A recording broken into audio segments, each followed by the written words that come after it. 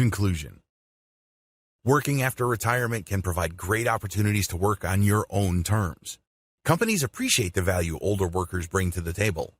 There are many ways you can work online. You can work on your own terms. You can work on your own schedule, because the internet has just made remote work so much more flexible and lucrative. You can also look into building passive income systems. If you are sick and tired of having to actively work for your money, creating online passive income through online publishing and other methods is definitely a great option. With that said, use the information above to zero in on remote income options that make the most sense in your situation. You can take a long, hard look at your personal circumstances and look for the right fit. Just because other people are doing it and generating good results, it doesn't necessarily mean that it would be right for you. You have to look at the totality of the situation. Make sure that everything fits just right so you can take advantage of the right opportunities and produce the right outcome. The best part? You got to learn something new. Just because you're a little older doesn't necessarily mean you have to be old. People become old when they shut their minds to new possibilities. People become old when they refuse to learn. People become old when they become stubborn and insist on hanging on to what they think they know. When you put yourself out there as an online worker, you basically get paid to learn. You basically get paid to push out of your mental and emotional comfort zone, and things become possible. You start looking at the world with a tremendous amount of possibility and a sense of adventure. Why should you work from home? I know this seems like a very basic question, but we can't assume that we already know the answer. It's much better not to assume anything so as to not overlook anything. This is a very important basic question. Why should you work from home? What kind of benefits would you get working remotely? Convenience. When you're working from home, you don't have to put on your work clothes. You don't have to get from point A to point B. You don't have to hassle about traffic. You don't have to budget for lunch. You don't have to deal with office politics. You're just dealing with work in an environment you can control. After all, you're working from the comfort of your home. Also, you save a tremendous amount of money in commutes, in lunches, and all sorts of daily hassles that the daily grind brings to the table. You exercise your brain. There is such a thing as senior citizen brain drain. If you're a baby boomer and you've been working with your brain all these years, when you retire, suddenly, all that brain activity goes off a cliff. Maybe you were upper management in your career. People would come to you for all sorts of hard decisions. Maybe you would process a lot of data. Maybe you were a doctor or a lawyer during your previous career. These involved a lot of reading, analysis, and hard decisions. Well, when you retire, it's very easy for your brain to turn into mush because you just find yourself reading magazines, watching YouTube videos, and essentially giving your brain a pass. Well, when you're doing work for others from the comfort and safety of your home, you get to exercise your brain. Maybe it's not at the same intellectual intensity as before, but you're at least giving your brain something to do. You put yourself in a situation where you can remain intellectually productive and mentally sharp. The best part to all this is that your brain improves or at least maintains its functions when you learn something new. So, if you're going to work from home and you've branched into a new area that is outside your core competencies, you can bet that you are definitely giving your brain a much-needed workout. Don't disregard the money. Depending on how well your retirement has been set up, money may not even be a consideration for you. On the other hand, if you haven't saved much for retirement, money is a big deal. Regardless of how big of a factor money is to you, please understand that working from home can be lucrative. The techniques that I'm going to teach you in this training are going to step you through many different ways of making money on the internet, as well as through hybrid solutions that make online and offline platforms. The bottom line is, depending on how hard you work, depending on the kind of system that you build, and depending on how you invest your time and how your reputation shapes up, you can earn quite a bit of money. In fact, a lot of retirees easily make six figures just working from home. Now, that may not be a big deal to you because if you were particularly successful in your career, six figures is small potatoes. But in many cases, senior citizens working from home who pull down that much money actually put in very little time. Also factor in the amount of time, focus, and planning that went into producing income. You get flexibility. The great thing about working from home is you get flexibility. Personally, I love this. I have a small boy, and it's really a pleasure seeing him grow up. The great thing about becoming a parent is you get to relive your childhood through the eyes of your child. Whatever issues you may have had with your parents or whatever misgivings you may have had about your own childhood, you have a chance to fix that with the life of your child.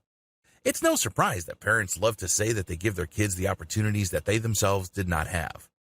This doesn't just involve money or the ability to buy certain things.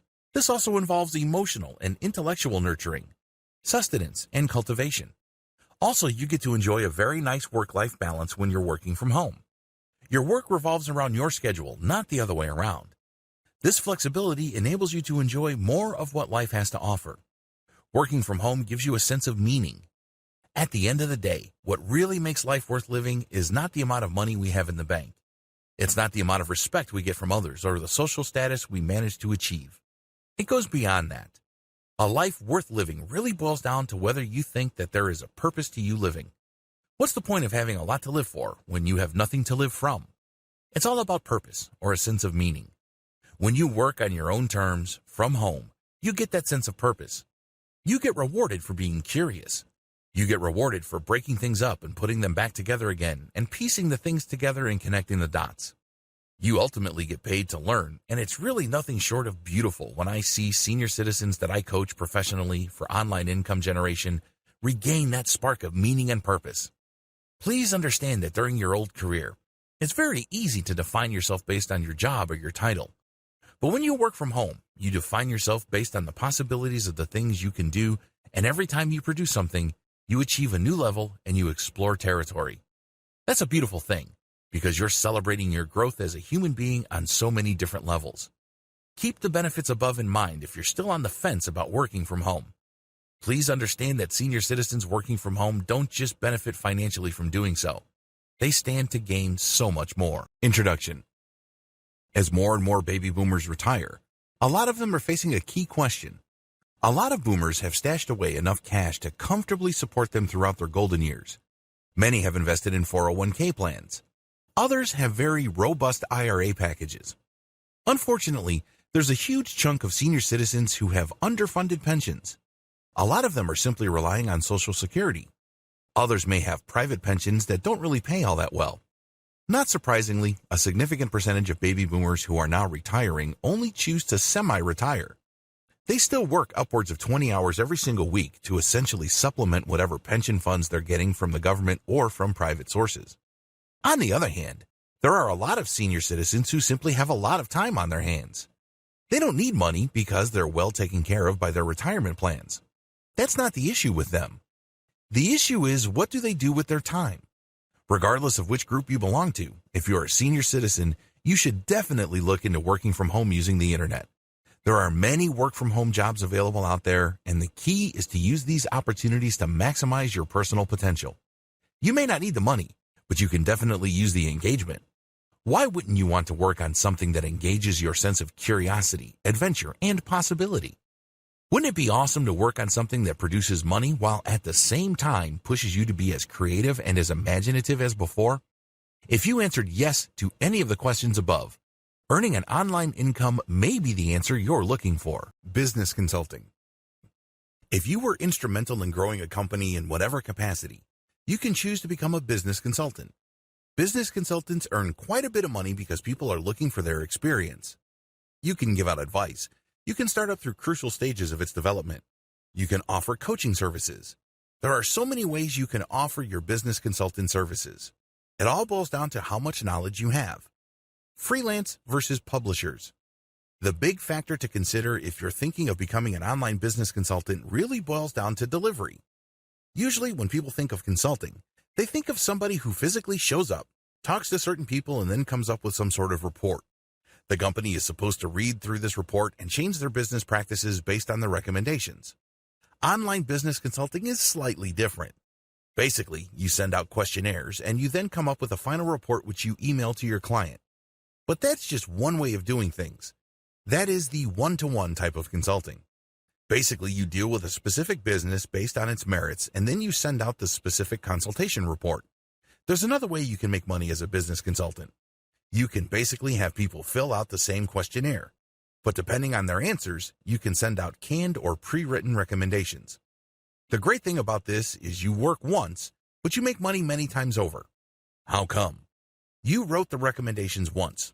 The only work that you're doing is to read the questionnaire and see which type of report to send to which client. The drawbacks of one-to-one consultation. It's very easy to think that the best way to become a business consultant is for people to get in touch with you via Skype and you just talk to them. The better approach would be to just come up with a canned or pre-recorded or pre-written product that governs many different common issues. You then send it out, and then the customer can customize their implementation of your advice. You can then set up a one-to-one consultation for something more specific. This enables you to make more money, and it also helps you qualify your customer base. Translator. Senior citizens who know a second language or who are good in multiple languages can easily hire themselves out as online translators. There are lots of online translator programs available to senior citizens. Given the random nature of human languages, a simple mechanical one-to-one translation service like Google Translate is simply not going to cut it. There will be a lot of nuances left out. In fact, in many cases, a simply mechanical translation leaves out context, and this might produce the wrong effect. As you probably already know, context is everything. How to make even more money with translation. If you, for example, were a doctor or a nurse, you can translate medical documents, and these can pay more. Similarly, if you were a lawyer before in your old career, you can translate legal documents, and this can fetch quite a bit of money. Become a blogger. Everybody's got opinions. Everybody's got ideas. The good news is there is a universal market consisting of potentially billions of people. The internet is really a large audience. You may think that you have all these wild and wacky opinions that nobody really takes seriously. That may be true, but it may be the other way. It may well turn out that your opinions, as weird and as awkward you may think they are, might actually appeal to a large number of people. When you publish these materials, you may be in for a pleasant surprise. There may be a lot of people reading your stuff, sharing your stuff on social media, and essentially developing a community around your content. If all this sounds far-fetched to you, don't be so skeptical. This happens all the time. In fact, a lot of online publishers started out this way.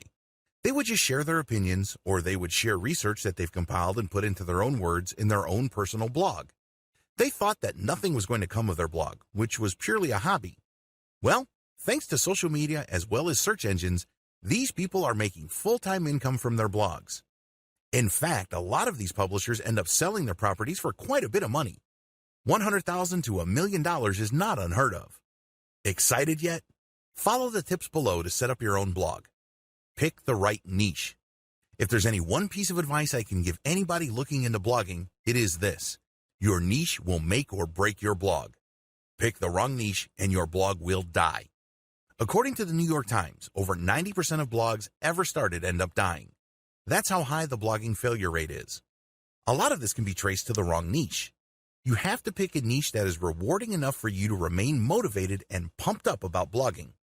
If you are blogging for 1 month and you're just cracking out content like there's no tomorrow, if you don't make any money and there's no engagement or any kind of objective indication of success, sooner or later you're going to run out of steam.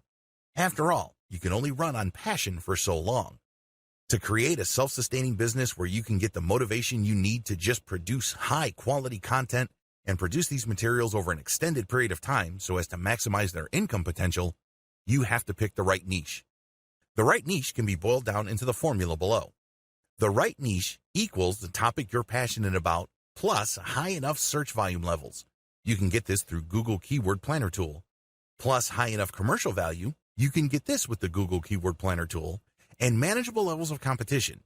You can find this through a simple Google search for your target keywords. Just wrap your mind around the formula above and you will be able to blog successfully. Starting a blog. Starting a blog is actually the easy part. The hard part is picking the right niche.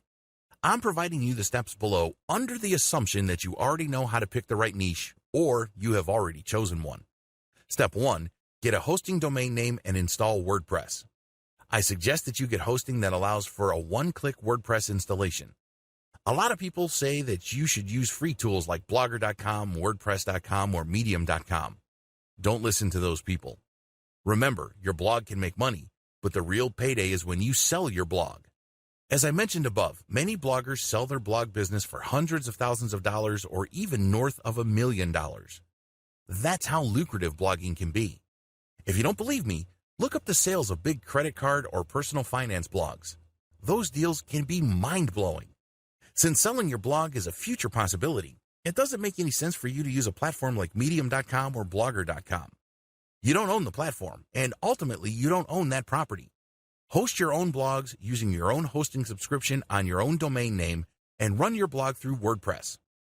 Step number 2, pick the right name. Pick a blog name that really encapsulates the value your blog brings to the table. Step number 3, customize your blog. Make sure that your blog reflects your brand. Step number 4, create winning content. By winning content, I'm talking about content that is recommended by tools like BuzzSumo. When you use these tools, they find the most popular pieces of content in your niche. You end up creating content that people are already interested in. This increases the chance of your blog becoming successful. Step number 5, promote your website. Go on social media and share your blog posts. Share on question and answer platforms like Quora.com. Get on Reddit and discuss your website and share your resources. Make it a point to devote several hours every month to this until you get a steady flow of traffic. Eventually, you can stop promoting because your blog would have gathered enough attraction so that its own readers would be sharing your blog content. Step number 6, monetize. This shouldn't be number 1 on your agenda, but it should still be part of the picture. Once you get enough traffic, look to turning that traffic into money. You can put ads that pay you pay per click, or you can sell your own products, or you can put ads that pay for every single email captured. Whatever the case may be, you eventually start making money, but you should focus first on making your blog popular. General freelancer. This is a general heading for senior citizens looking to do work on the internet. There are many different types of freelance jobs you can take, but there are general similarities. When you work as a freelancer, you work based solely on your own time. What kind of jobs can you do on a freelance basis? Generally speaking, the most common freelance work available online involves writing. Please understand that there are many different types of materials people hire writers for. Here's a short list of freelance writer work currently available: academic writing, screenplay, grant proposals, technical specifications, technical manual writing, legal contracts, demand letter or formal legal pleadings, online content, books, novels, personal biographies or memoirs, online guides, business plans, business proposals, service proposals. The list above is just a short list. Let's put it this way: as long as something needs to be written in English, it can be outsourced to you. Requirements. There are no formal education requirements to be an online writer. In fact, I know people who only have a high school diploma, and some barely have that diploma, who are pulling in 5 figures. The great thing about online writing is it all boils down to the quality of your output. That's all the customer cares about. Other variations. There are many other variations of freelance writing work. You don't necessarily have to write the materials yourself. You can be any of the following: editor, transcriber, proofreader, transcriptionist, ad writer, copywriter, copy reader, project brief writer. As you can tell from the other subsidiary projects above, the writing portion is just a small fraction of the overall project. There are so many variations to writing work, and believe me, the internet will never run out of demand for writers. How come?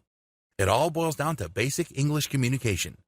Companies know that they need to present their ideas in a professional way. They know that they need to be understood effectively and efficiently. This, of course, requires people to communicate effectively. Requirements. You should also invest in Whitesmoke or Grammarly. These are online grammar checkers that will help you clean up your output. I don't care how polished of a writer you think you are. Everybody's got rough edges. Customer service representative or technical support. While a large chunk of CSR work moved overseas, there is still a space for senior citizens in the United States to become CSR or call center workers. The key here is specialization. The great thing about inbound sales that requires specialized knowledge is that people are calling in regarding a particular product or concern, and you can easily scale up the interaction so they end up buying something more valuable than what they originally thought. In many cases, they end up buying something when they just called in to ask a question. Types of tasks. Different call center jobs have different configurations. The best paying ones involve some sort of sales. Now, please understand that this doesn't mean that you have to become some sort of used car salesman with all the necessary cheesiness and obnoxious behavior. It doesn't have to be like that. In many cases, within an environment of simply responding to people's needs, you can upsell them to higher value products or service packages. Here are the most common skills required in a customer service environment. resolving issues, answering questions, analyzing the caller's concern and directing that person to the right resource, doing analysis and listening to the customer at the same time, documenting the interaction, listening to the customer and analyzing their actual needs, meeting quality standards, solving problems, knowing product issues, knowing marker concerns, basic phone skills. The key to making money as a specialized call center agent. If you are based in the United States and you're a senior citizen looking to make money as a call center agent, the key is to know your stuff backwards and forwards. When somebody calls and they realize that you really know your stuff and you can help them solve their problems, it's very easy to upsell them. Since you get paid based on commission, you can possibly earn lots of extra cash being a specialized upsell call center agent. How? People call in for customer support, you solve their issues, then try to sell on a related service package. Get an online job as a virtual assistant. In the United States and elsewhere, there are huge numbers of companies that are discovering the power of a distributed workforce. Now, a lot of these companies are startups that have a purely online business. Maybe they have online stores, or they offer some sort of software service available through the web. However, interestingly enough, an increasing number of offline businesses are also turning to the internet for specialized virtual assistant services to help them find new customers, take care of digital paperwork, or do some logistical work like managing appointments, researching clients, and similar tasks. Accordingly, there is a strong demand for virtual assistants. Senior citizens can take advantage of this growing demand. This is especially true of individuals who have worked at an office before. Maybe you were an administrator, or maybe you assisted executives, or you just know your way around an office environment. The tasks involved. Virtual assistants usually just handle administrative tasks. This includes answering emails, scheduling appointments, going to travel websites and buying tickets for executives, as well as setting up all sorts of travel arrangements. Essential requirements. In terms of character traits, you need to be able to work under pressure. The pressure normally comes in the form of a deadline. You also have to have solid critical thinking skills, and you have to be a self-starter. This means you don't require somebody to look over your shoulder. Your boss doesn't have to shake your cage so you can get motivated to work. At the very least, you must be able to deliver what's expected of you at the expected time. Finally, you have to have solid English communication skills. This can't be emphasized enough. You have to write and document what you did for your employer. Now, a lot of times, this is taken care of by project management software. You're given a series of assignments and you just plug in what you did and at what time and you are done. Well, it all depends on the setup. Some virtual assistant arrangements are more informal than others, while others require specialized tracking software. In fact, some virtual assistant jobs have a status check software installed on your computer. This enables your employer, with your full legal permission, to check your screen at any given time within the block of time you agreed to work. This will let them know if you're playing online poker or messing around online or actually doing the work they pay you for. Different arrangements. What I would suggest is you try to get a virtual assistant project that pays based on outcome instead of time. The problem with working on a time-based basis is that it feels like you're working at an office. Sure, you're working from the comfort and convenience of your home, but your time is severely restricted. This is made worse when your boss can check your status by checking your screen. By shifting to an outcome-based arrangement, your boss will pay you for results. The results are pretty straightforward in a typical virtual assistant arrangement. Either you set up the appointment, either you looked up the clients and made contact, or you didn't. Either you booked tickets or not. These either-or situations can easily be documented. This way, you don't have to constantly watch over your shoulder and have to worry about some sort of virtual surveillance by your employer. You only need to send them the right reports at the right time. They can verify them, they can double-check them, and once everything checks out, you can then move on to the next task. Of course, this is not always possible, so make sure you look at the project details before signing up for a virtual assistant job. These details do vary from employer to employer. Where to get online jobs? Assuming that you want to become a virtual assistant, or you want to work as an online tutor or perform any kind of work that can be done online for clients, you really only have 3 major sources of these types of jobs. Please understand that these are categorical sources, meaning there are many different variations to these, but ultimately this is how they operate. Your 3 choices are going your own way, micro-sourcing platforms, or job matching platforms. Method number 1, going your own way. When you go your own way, you're basically selling your services through your website. Maybe your website is just a page on Blogger.com or Medium.com. It's still an online service page. Obviously, you should adopt the most professional-looking online presence. Invest in a domain name, get it hosted somewhere, and make sure that your website looks professional. The more professional your site, the higher the chance people will hire you. Pretty straightforward. How to get people to visit your site. When you do go your own way, you're basically taking out online ads or promoting your website or doing some sort of outreach to get people to do business with you. The bottom line is to get people to see your website so they can see what it is you offer. You can charge much higher rates than if you were to advertise your service on a platform. There's no comparison. The only person you're being compared to is yourself. Watch the video on online marketing to get a basic understanding of traffic building techniques you can use. Another downside to going your own way is that you have to learn how to sell online. Please understand that there's a big difference between learning how to drive traffic and learning how to sell. A lot of people confuse these two things, and that's why they spend a lot of money on paid ads with very little to show for it. You also have to set up a web presence that can convert traffic into sales. This is not as easy as you think because it takes quite a bit of time and attention to detail, but it can be done. Method number 2, microsourcing platforms. Microsourcing platforms are places like Fiverr where service providers set up an account under which they can then create many different ads. Each ad relates to a specific task they perform for other people. For example, if you're a graphic designer who can produce banners, headers, Photoshop edited photos, and other graphics tasks, when you join a microsourcing platform, you agree to price your service according to their price restrictions. On Fiverr, service providers used to be restricted to only $5. Not anymore. But you can only offer one specific task per ad. These are very task-specific. Potential buyers would then go through Fiverr and they would do searches for tasks related to the ones you're offering. The big advantage of microsourcing platforms like Mechanical Turk, Fiverr, or Micro Workers is that they're job-specific. There's no guesswork as to the kind of task you are expected to perform. The downside to microsourcing platforms is that the competition is so intense that it's normally a race to the bottom. These task platforms or microsourcing websites are very price sensitive, so make sure that you only offer services that you can earn good money from. This means you should offer specialized services. Method number 3, job matching platform. A job matching platform flips the script of microsourcing. With microsourcing sites, clients basically have to select among ads posted by the service providers. With job matching platforms, it's the other way around. The clients will post the details for their project, and then the service providers would bid for that project. The big advantage of these platforms is that the client has a lot more control. The client can specify certain types of skills, they can dictate certain outcomes, and they can select among the pool of potential contractor bidders. The big disadvantage of job matching platforms is that service providers are forced to compete.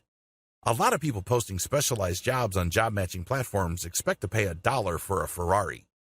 The good news is that if you specialize and have a solid track record, you can still do well on this type of freelancing platform. Other work-from-home opportunities. If you want to work at home, there are many different options available to you that can involve a hybrid of online visibility and offline work. What follows is just a general sampling of this type of hybrid opportunity. Keep in mind that these opportunities require real work. You have to physically be somewhere. You're basically back to active income in the sense that you are trading in your time for money. The only online dimension to this is that people will find out about your service through the internet. Catering, baking, and cooking. If you have a Facebook account, you can use Facebook to offer catering services. Facebook is geared towards local businesses, so when people look for local catering and baking or cooking services, they can find your business. You can sell prepackaged meals that you prepared in advance, or you can rent yourself out as an on-site chef or cook. If you're going to go into this kind of business, make sure you look for competitive pricing. Childcare. You can offer childcare services out of your home. However, make sure you comply with local licensing rules. There are also potential insurance bond issues that you need to comply with. Care for pets. You can also set up your home as some sort of doggy hotel. There is a tremendous amount of demand for this type of service. You can also walk people's dogs for them or otherwise take care of their pets as a pet sitter. You can advertise these services on places like Craigslist. Depending on your jurisdiction, you might have to get a permit and insurance. You also might have to get certain modifications to your premises built. Handicrafts, painting, and music. If you are in any way creative, you can just create music or graphic arts packages and sell these online. There are lots of people looking for royalty-free music. You can either join a website that acts as a clearinghouse for this type of material, or you can sell it through your own site. Mechanic services. If you love cars, you can advertise on Craigslist to be a drop-in mechanic. Now, please understand that people would pay good money for this because you are actually visiting them and doing repair work on their car. The same possible legal issues of pet sitting apply here as well. Gardening services. You can offer informal gardening services through the internet. There are a lot of people who need certain plants trimmed or their lawns mowed. This can be lucrative, but your service page has to be very visible online. Virtual juror. In high-stakes litigation, lawyers really are not in a position to leave anything to chance. They'd rather present their cases to people that match the profile of the jury pool in their jurisdiction. You have to fill out an online survey to see your personal profile. And if you get picked for that online jury pool, you get paid as an online juror. You basically just listen to the arguments of the lawyers, you look at the evidence presented, and then you render your opinion. In many cases, you are asked to explain why you decided the way you decided. This is then recorded by the online juror company and presented as a report to the litigators involved. The law firms will then look at the profile of different types of jurors so they can use them as a way to guide them in picking out the proper jury composition in their lawsuit. In other words, by going through an online juror system, they can get a good idea as to which jurors to select so as to maximize their chances of success. On the other hand, if the online jurors uniformly or almost universally decide for the plaintiff or the defendant, the law firm might decide to just settle the case. No matter how you cut it, your job as an online or virtual juror is actually very important. It can save companies a lot of money. It can also save plaintiffs a lot of hassle. Become an online seller. Online commerce is here and is here to stay. It's getting larger and larger. Wouldn't you want to get a nice piece of that pie? The problem with online selling. The problem with most online sellers is that they think they have to do all sorts of things to sell online. This means they have to hang on to inventory, prepay for it, store it in a warehouse, physically handle the stock, deal with returns, refunds, and all sorts of customer support headaches. On top of all this, they face a tremendous amount of competition regardless of their niche. It is no surprise that initial adopters of online stores or early online store builders tended to fail. Fast forward to today. Now, more online sellers are making money reliably, predictably, and profitably. What changed? 2 words: dropshipping. Dropshipping explained. Dropshipping is a fulfillment method. Basically, you put up a website to attract traffic and buyers from the internet. They can find you through search engines or social media. When they find your store, they can see your products. If they like a product, they can click a button to order it. When that happens, it triggers software that orders from your supplier. Normally, this is a Chinese supplier from places like AliExpress. The customer doesn't see any of this. Instead, they make a payment at your website and start to wait for the product they ordered. Your website, on the other hand, automatically places their order to your supplier in China. The Chinese supplier then ships the order directly to your customer. It doesn't even pass through your hands. How nifty is that? You don't have to worry about warehousing, inventory handling, or most other fulfillment headaches. If there are any problems, exchanges and refunds are very easy. How come? Normally, the difference between the price drop shippers charge to customers in the United States and Canada is so big that they can absorb quite a bit of losses. How to get started as an online seller. There are 2 ways you can set up an online store. You can use a dedicated store using WordPress and WooCommerce. You can use a plugin to import products from your supplier at AliExpress. Personally, I would use a simpler option. I would use Shopify. Shopify is awesome because all the hosting is taken care of. You don't have to host your own online store. You can bet that its hosting infrastructure is safe and powerful. You don't have to worry about your website going offline. Also, Shopify supports all sorts of plugins, the most important being Oberlo. Oberlo works closely with AliExpress. So, when you do a search on Oberlo, you can find all sorts of products on AliExpress. Just select them with your browser and Oberlo will automatically populate your Shopify store with these products. Also, Oberlo will automate the ordering system. This is what sealed the deal for me. When somebody goes to my store and buys a product, the payment is processed through Shopify and my PayPal account is credited. At the same time, Oberlo will take the order details of that transaction and send it automatically to my source at AliExpress. My PayPal is then automatically charged, and I keep the difference. Online tutor or teacher. There are many disciplines requiring tutorial assistance. Generally speaking, these boil down to science, math, and English. If you are good with written English or spoken English, you can become an online tutor. 2 types of tutoring platforms. If you're looking to tutor people through the internet, please understand that there's really only 2 platforms for this. You have to choose wisely, otherwise you might not make much money as an online tutor. Type number 1, go through an online agency. The great thing about signing up for an online tutoring agency is that they will find clients for you. You don't have to worry about finding a student. Your main worry is to get accepted into an online tutoring platform. Type number 2, go your own way. The alternative to using an agency is to go your own way. In other words, you put up your own website and you market your online teaching and tutoring services directly. The great thing about this approach is you get to charge more money. Remember, when you're using any kind of agency, you are splitting the fee with the agency. Unfortunately, in an agency environment, they set the fee. If the fee is very low so as to make their services more affordable, guess who takes the hit? That's right, you do. So when you market directly to your potential students, you earn more money and you keep more money. Another advantage is you don't have to worry about personality and temperament issues because ultimately, you either convince the student to hire you or you don't. You don't have to go through some sort of bureaucracy or attitude test. The downside to going your own way is that you have to know how to market online. You may have to spend a lot of money on Facebook ads and Google search ads to get customers. If you don't know what you're doing with online marketing, you might end up paying too much money only to have very little to show for it. Bookkeeper or tax accountant. If you have a specialized knowledge regarding accounting or you were a CPA or a bookkeeper before, you can work from home offering this type of service. Basically, people need bookkeepers, and unfortunately, nearby bookkeepers cost a lot of money. Also, this type of service can easily be done online. You just send out digital packages. As long as you have the skills to do this, you can provide it through the internet. 2 models. There are 2 service provision models for people looking to become online bookkeepers or tax accountants. Use an agency or provide it directly yourself. Going through an agency. The great thing about becoming part of an online bookkeeping or accounting agency is that you don't have to worry about where your next project's going to come from. They do promotions and they basically will market themselves, so they get a steady stream of clients for you. The downside to working with an agency is that a significant chunk of your income will go to the agency. Going your own way. The great thing about offering your own tax accounting and bookkeeping service directly to the general public is the fact that you don't have to split your fee with anybody. The downside to this is that you have to know online marketing well for you to earn using this technique. Otherwise, it's going to be tough for you to earn money as a tax accountant or bookkeeper. You have to have the right marketing skills to make this happen.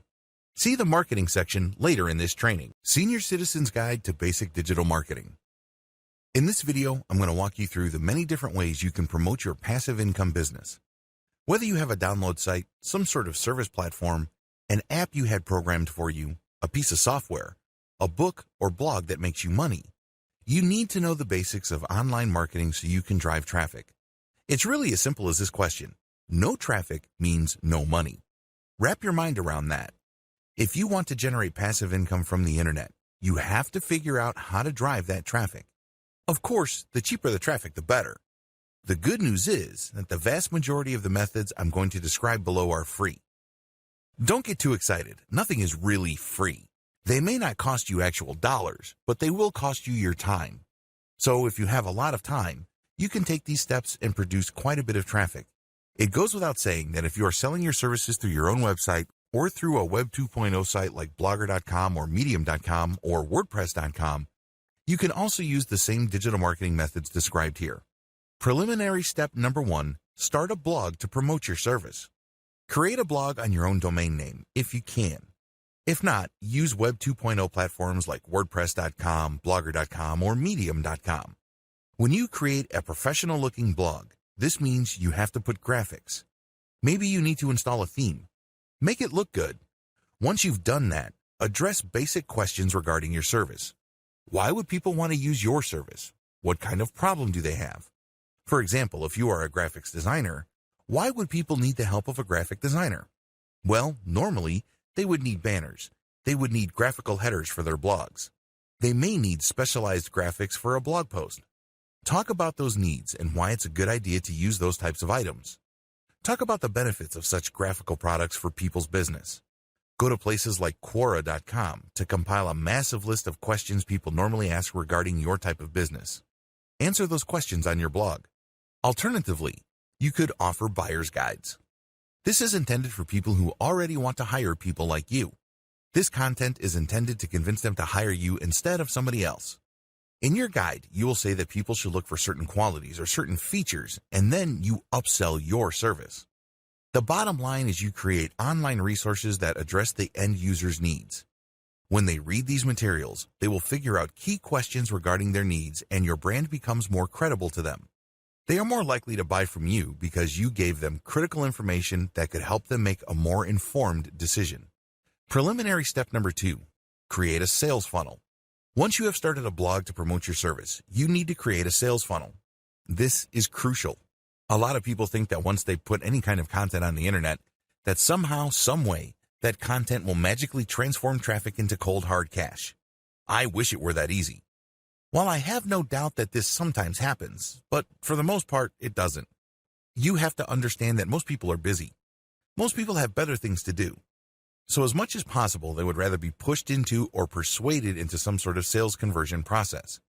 If your content doesn't do that, then you can kiss that potential sale goodbye. Instead, those eyeballs will eventually convert for somebody else who knows what they are doing.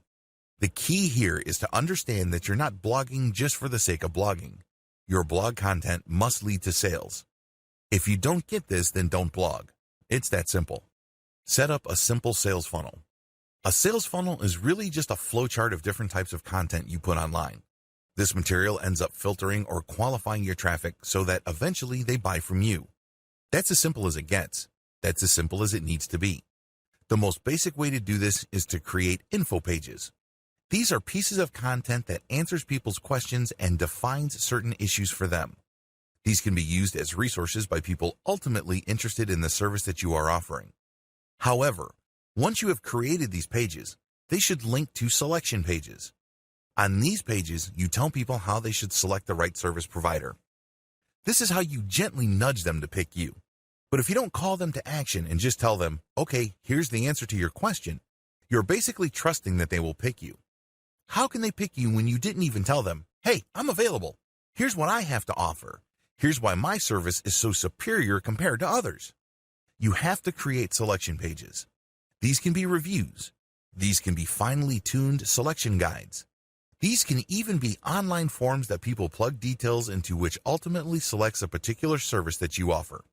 Whatever the case may be, you have to gently twist people's arms so they buy from you and not from somebody else. Remember, the name of the game is not just to find your stuff, but to get them to something that will put dollars in your pocket. It's all about conversion. Now, if you have a passive income site, this also applies.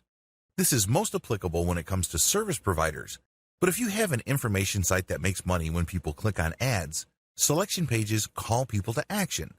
So, when these ads show up, people know what to expect and they are more likely to click.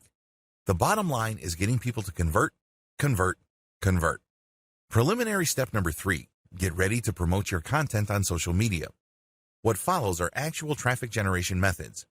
It's really important to understand that if you don't generate traffic, you're not going to make money. It's that simple. No traffic means no money. To put it in a more positive way, traffic means money.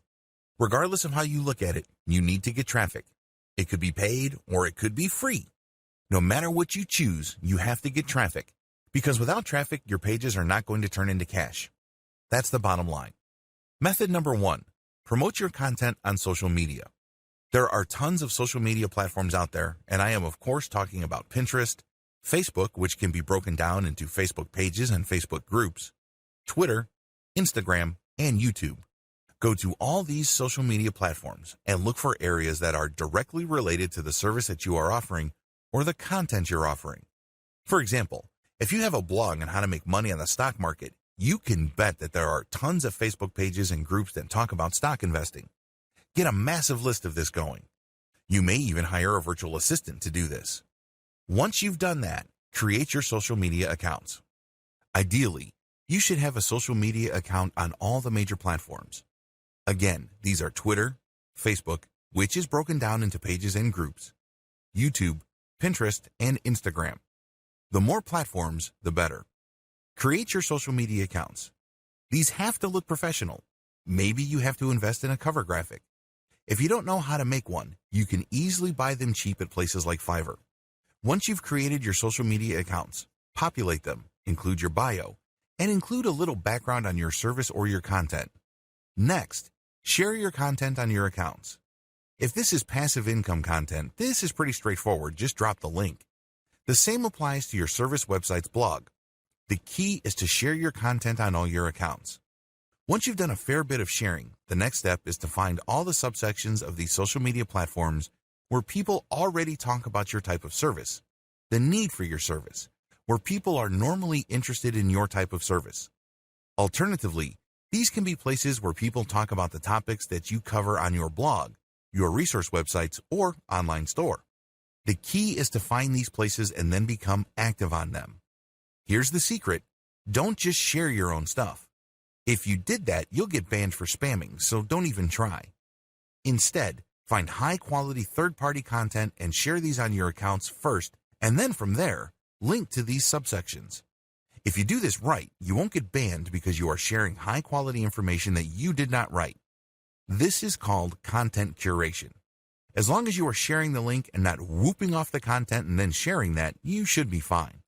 To turbocharge the results, you might want to use automation software to publish on your social media accounts. Software like Jarvee, Hootsuite. The name of the game is to run all this curated content through your accounts to draw a lot of attention from people in different social media platforms. Eventually, you mix in the content you share on your blog, and then if people click the link to that, they end up on your blog, and you can then convert that traffic. Method number 2, promote on Quora. Quora is a question and answer platform where people basically ask all sorts of questions about all sorts of topics under the sun. The website is organized in terms of questions. People would post a question and then other people would answer. Quora is a great way to get very targeted traffic. For example, you have a blog that makes money by offering content to people applying to MBA programs. You can find all sorts of MBA-related questions on Quora, answer them, and link directly to specific blog posts. As long as there's a tight fit between the question, your answer, and the resource link you supplied, you should be fine. However, if there's a big disconnect and it's obvious that you are just trying to get free traffic from Quora, not only will your answers get deleted so you don't get any traffic, but your account can also get banned. Method number 3, promote via guest posts on blogs. If you are a blogger, you know that blogging takes a lot of time and effort. This is why a lot of bloggers would actually save money by inviting other bloggers to contribute content. The contributing bloggers benefit by being able to get fresh eyeballs from the blogs that post their content on, as well as search engine optimization value for the links they include in their contributed content. This can produce a win-win situation. The blogger publishing guest posts wins by saving money on original content that's not published elsewhere. The contributor gets benefits by getting eyeballs and producing direct traffic that way, as well as a backlink for SEO purposes. The downside to guest posting on blogs is that you may be in a niche that is so specific that there are only a few blogs that cover it. When you try to pitch these blogs on your guest post, they may not be all that receptive. Method number 4, promote on Reddit. Reddit prides itself as the world's front page. It can make that claim because it gets a huge amount of traffic. When you post a link on the appropriate subreddit on Reddit, there's a good chance that it can generate quite a bit of traffic from that platform. Of course, the more specialized the subsection is, the less traffic you should expect. This is not necessarily bad. For example, if you have a blog that helps people get into medical school, you can promote the links to your blog post on subreddits that help with medical admissions. While it's obvious these sections on Reddit don't get much traffic, promoting on these subsections is still worth it because the eyeballs that you do get tend to be very interested. In other words, this is qualified traffic. This is not some random person just looking for funny pictures or inspiring images. These are people who are actually looking for specific problems related to medical admissions. If you position your post right and set up the right context for it, you might get a lot of customers. These are people who are looking to click on your ads or order services from you. The downside to Reddit is that people on Reddit are very, very sensitive to spam. Even if you're not actively promoting a link or even if your post does not have the link on it, they'll still find a way to report you for spam. That's how sensitive they are. This is why it's really important to play the game smart. You can mention the name of the website without the .com at the end. You can mention the email address of a person and then say that they are using Gmail and what their name is. People will be able to put together and use that name and form an email address and send email. You just have to be creative on Reddit. Method number 5, promote on forums. You can drive free traffic from forums that are directly related to your target niche. If you provide this service to website owners in the air conditioning industry, for example, you can find air conditioning forums populated by people who own air conditioning businesses. You can then post questions and then other people would answer, and then you can mention the fact that there's this article out there, people can click the link and they can go to the website and then upsell them there. The big advantage of forums is that they tend to be very specific. Also, the content you post on them tends to stay on the internet for a long time. In other words, the content functions as some sort of long-lasting resource. People would be able to find it for a long period of time. The downside is that just like Reddit, many forum users are very sensitive to spam. So as much as possible, you should develop quite a bit of credibility first. You can't just go in and just drop a link on day one. It doesn't work that way. Sooner or later, start dropping third-party high-quality content links. These are links to materials you know are the ultimate best with no disputes about the quality of their content. Of course, this is not your content, but it wouldn't matter because when you're sharing this content, people start looking at you as the authority. They know that when they pay attention to you and take you seriously, that you will not steer them wrong. You always give them the very best information. That's the kind of reputation you should build for yourself. Once you're able to do that, then you can start sprinkling in your own blog posts. And when people click those, they will end up with your website and you can then convert them. Method number 6, promote on Facebook comments, plugin-powered blog posts. Facebook has a plugin that many websites use.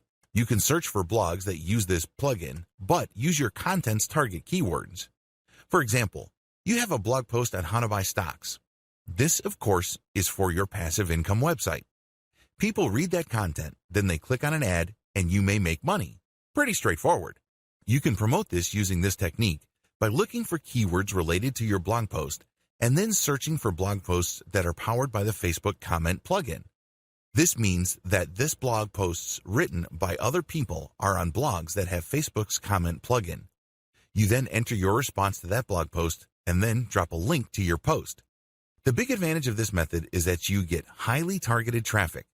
Please understand that no matter how obscure your target content is, there's a high chance somebody has already written about it on some sort of blog.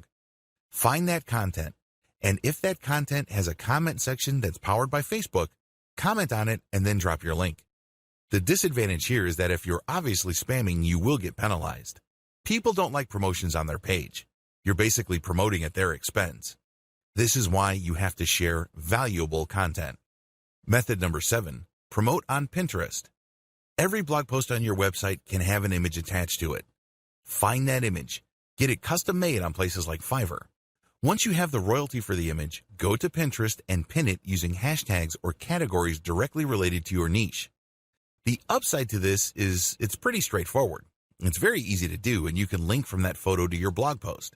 The downside to this is you need to do this a lot and you have to produce the right content. Also, Pinterest is great for products and not so great for services or concepts. Method number 8, promote on blog comments. Basically, you search for these blog posts. The same way how you would be looking for blog posts that use the Facebook comment plugin mentioned in one of the methods above. The only difference is that these blog posts don't necessarily have to use the Facebook comment plugin. You still do the same things though. You have to talk about what the blog post is about. Raise certain questions, and then raise the issue that has something to do with the link that you are promoting. This is not something you can copy and paste. You have to do this on your own. You have to be a decent writer to pull this off. But the good news is, if you are able to do this right, you will attract the right eyeballs. Method number 9, Facebook page commenting. Find your competitors on Facebook. Whether you're a service provider or you are a blogger or a content website owner, find your competing pages on Facebook. Look for their pinned post. These are posts that appear on the front page. Comment on the number 1 comment on that page. Ideally, you should find content that has no comments first. Comment on that, and then use the same techniques for blog commenting that I've mentioned earlier, and then drop your link. Method number 10, Facebook group marketing. Join as many different Facebook groups related to your niche and use the same commenting strategies I've mentioned above. Paid options. In addition to the free methods above, you can always pay for traffic. Depending on how much money you have available to invest in building an online income stream, this may be a workable option, or it may be off limits to you. It's a good idea to cut your teeth on free traffic generation first before paying for traffic.